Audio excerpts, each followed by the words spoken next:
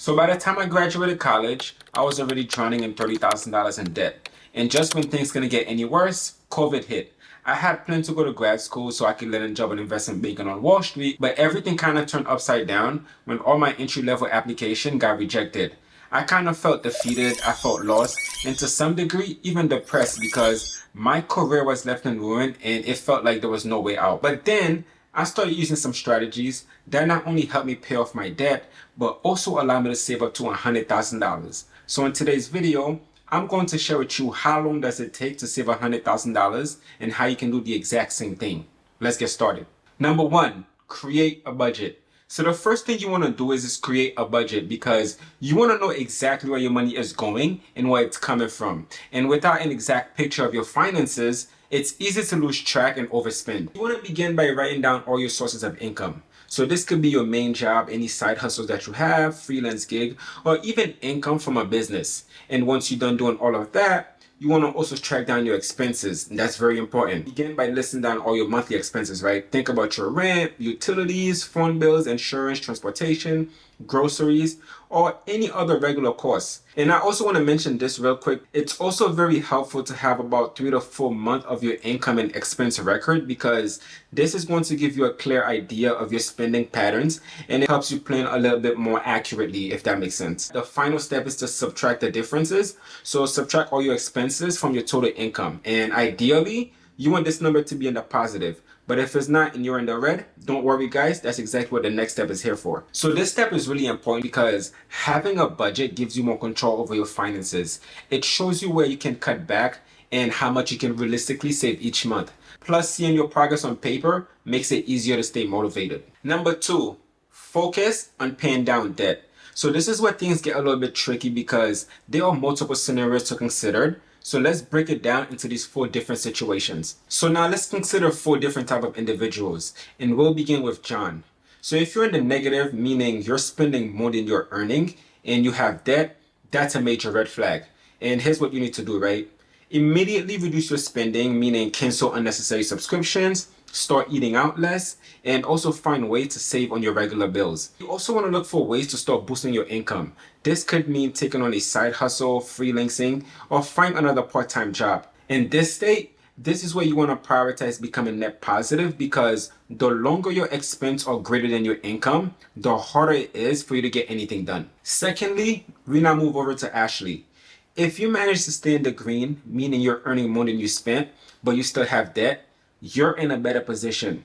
But even if you're in the green, find areas where you can still cut back a bit more. You also want to start aggressively paying off your debt to minimize the interest payment. The quicker you pay it off, the less you have to spend on interest in the long run. Next, we move to Mark.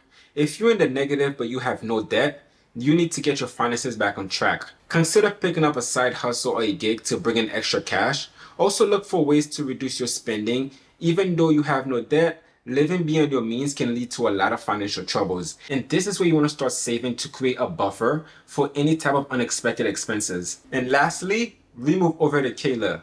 If you're in the green and you have no debt, congratulations. You're in the best possible position. And here's what you need to do next. Live within your means. Just because you're doing well doesn't mean you should start spending more. Keep your expenses in check. So continue to save your money because building a strong financial foundation now will help you in the future.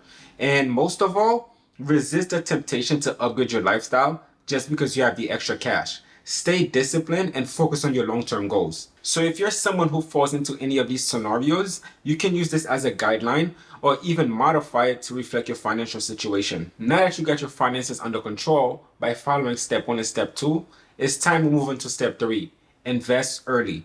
And this is not financial advice, by the way. I just want to share with you what works for me. It doesn't matter how hard you try, trying to hit that $100,000 mark just by living on a salary is going to be extremely difficult. The best way to hit that mark faster is by creating multiple income streams. The most effective way to do that is by allowing your money to work for you through investing. First up, max out your 401k. So when you contribute to your 401k, your employer often max a portion of your contribution. And this is essentially free money you shouldn't be living on the table. There's also the tax advantage because contributing to your 401k are typically pre-tax, which can lower down your taxable income and help your investment grow tax deferred. meaning you would not be paying tax until you withdraw the money. Another way to invest your money without having to be a financial genius is through index fund. And the S&P 500 is the most popular out of all of them.